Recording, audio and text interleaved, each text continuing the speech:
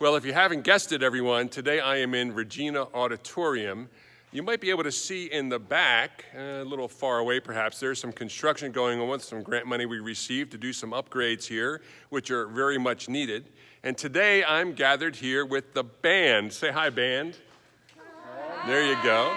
I had the great pleasure and honor of conducting, I'll use that in quotes, conducting, because they really knew what they were doing without me, at the very first football game this season.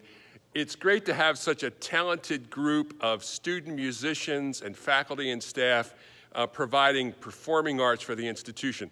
There's nothing that makes a campus come alive like the performing arts. Am I right? Yeah! There you go. So I'm really happy to be with this group of students and faculty and staff today. And I hope all of you get a chance to come see and hear them perform at some time during your time here at Notre Dame College. Now remember how we end these things, right? Yeah. Okay, ready? Be well, be safe, go Falcons!